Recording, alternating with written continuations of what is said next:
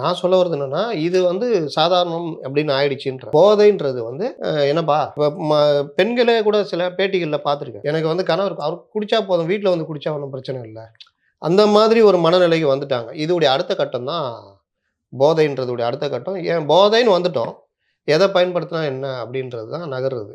இதுல இந்த மேல்தட்டு வர்க்கத்துல மட்டும் தான் இந்த பப்பு கலாச்சாரம், இந்த பவுடரு இதெல்லாம் வர ஆரம்பிச்சது. கொக்கைன் இந்த மாரி விஷயங்கள்லாம். ஏன்னா பணம் ஜாஸ்தி. விலை விலை ஜாஸ்தி. அதிகம்ல. கல்லூரி படிச்சான்னா, ஒருத்தன் பணக்காரன் இருப்பான். அவன் கூட்டு போய் 4 பேருக்கு பழக்கி விடுவான். அதுக்கப்புறம் அவன் வாங்குறதுக்காக செலவு பண்றது, திருடுறது அதெல்லாம் வேற விஷயம். ஆனா இப்ப என்ன ஆயிடுச்சுன்னா, அந்த இது வந்து கீழ இருக்கிறவங்களுக்கும் அதிகமாயிடுச்சு. இல்ல அது பிசினஸ் ரீதியா இன்னொரு மாரி சொல்லுவாங்க சார். அதாவது ஒரு இடத்துல வந்து புரொடக்ஷனே இல்லன்னா, டிமாண்ட் வந்து உங்களுக்கு அதிகமா இருந்தா தான், புரொடக்ஷன் அதிகமா இருக்கும். புரொடக்ஷன் அதிகமாயிருச்சுன்னா வச்சுக்கங்களேன், ஆக்சஸ் நெறையா இருக்கும். நெறைய புரொடக்ஷன் ஆயிருச்சு. அதோட ரேட் ரொம்ப கம்மியா இருக்கும். எல்லாத்துக்குமே கிடைக்கும். எஸ், எஸ், அந்த எஸ், எஸ். இப்ப நீ கிட்டத்தட்ட பிரச்சனையோட ரூட்டுக்கு வந்துட்டேன்னு நெனைக்கிறேன்.